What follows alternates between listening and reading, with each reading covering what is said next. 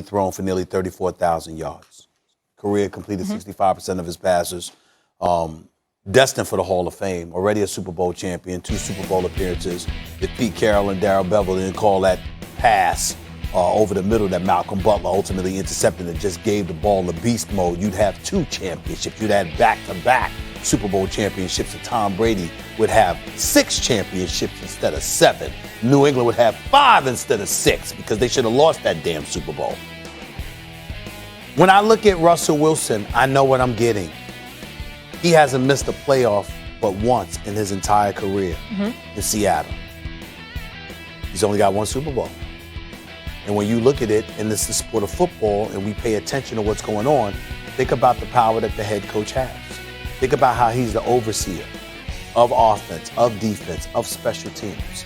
Think about the role that Pete Carroll plays in terms of assembling the roster and the squad. Russell Wilson is great. Nobody's here to question his greatness. What I'm trying to say is that particularly in the sport of football, he can't do it alone. He needs all the help that he can get. And one of the reasons why he was contemplating being traded, and he had his agent publicly give out lists of teams that he would be interested in going to, that was his way of saying to Pete Carroll enough was enough. Why? Because he believed that Pete Carroll had inhibited his success. That's really what it comes down to. If you're successful and you're winning, what would Russell Wilson have said? Think about that for a second here. Why would he come out there publicly? Because the absence of control is what he was saddled with, having to be at the mercy of other people who were making decisions. And that basically is about Pete Carroll. And in the sport of football, when you're the head coach, you have considerable power and influence, and you can get in the way of somebody like Russell Wilson. If this were basketball, Max, I would go the route of Russell Wilson. But we're talking football, and I definitely think it's the head coach. Normally, I would say baseball is a GM's league. Okay. You want the GM. Yeah. Basketball is a players' league. Best player wins. Players.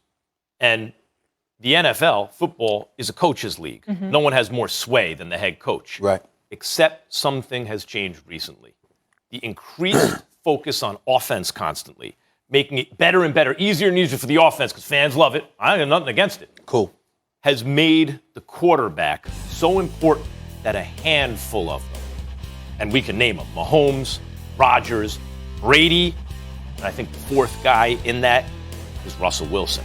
A handful of those extreme outlier quarterbacks are even more important than the head coach.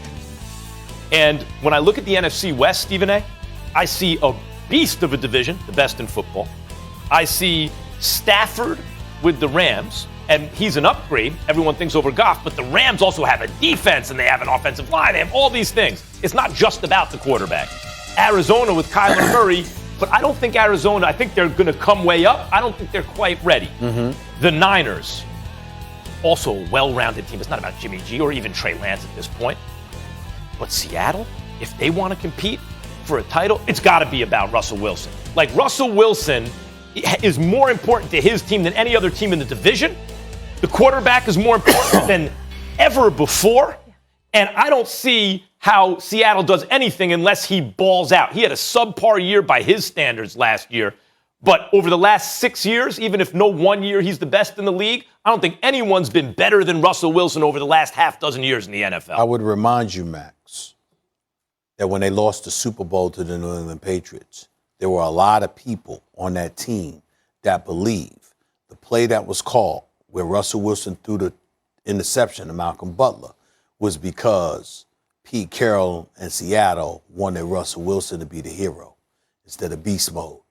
This is the kind of stuff that turned a lot of those dudes off. You know me. Yeah, you're not pulling that out of thin air. I'm not pulling that out of thin air. I'm telling you, you had a lot of people that had a problem.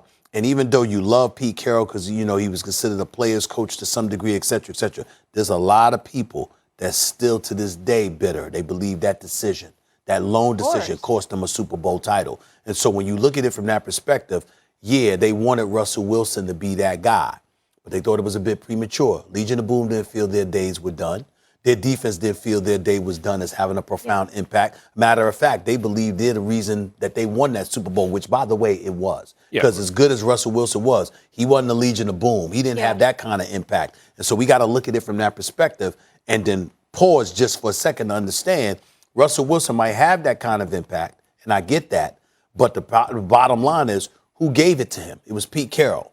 That's what makes Pete Carroll so important. There's one other thing I want to mention quickly that I didn't put in the lead when I said various dissatisfactions.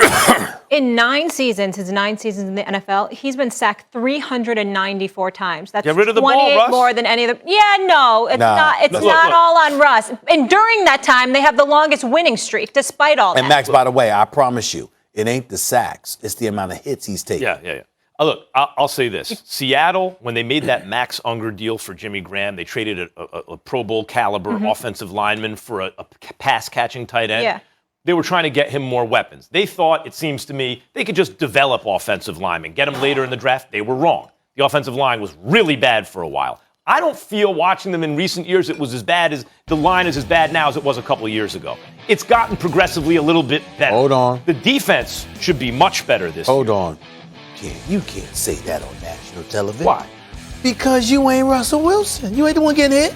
Well, you know, I don't know. Well, here's what I mean by that. You're saying the offensive line didn't look as bad. Listen, a couple of years ago, I get where you're coming from. Don't get me wrong. I don't mean it in a literal sense because obviously you're a pundit and you're giving your opinion. So am I. I'm not saying that, Max. What I'm saying is this. 2 years ago, he didn't entertain being traded.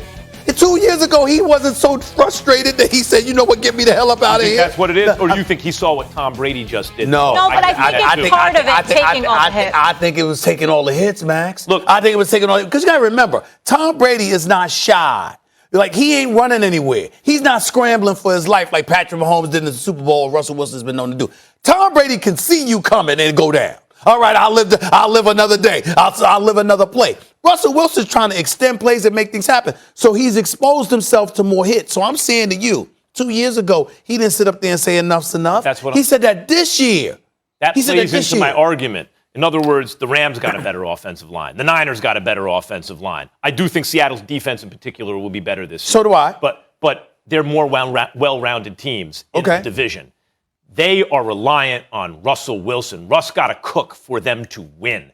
That's why I think he's even more important than the head coach. Yeah, and I'm saying to you, the man, he looked at Pete Carroll and said, enough's enough. And not only that, Pete Carroll's sons were a part of the team as well, and people had supposedly had a problem with them. So that again, everything. Apparently it's all bygones. Everything, and they're better than ever. You know why? Because Pete Carroll said, "I'm gonna listen." That's why it's bygones. If you come to me and you say, I got you, I'm going to listen to what you're saying. That changes it. Maybe the Packers should listen. Yeah, right. Pete Carroll looked around at the Packers and the Packs and said, I might be slow, but I'm not stupid. Let's get Russ here. Let's get everybody in here and have a nice family chat. Get things straightened out. Take care of my guy. All right, guys, let's keep it rolling. To the NBA we go. The Greek Freak absolutely clutch last night. What a game. Kendrick Perkins joining the show next. Will he finally change his tune on who Batman is? I don't know after last night, but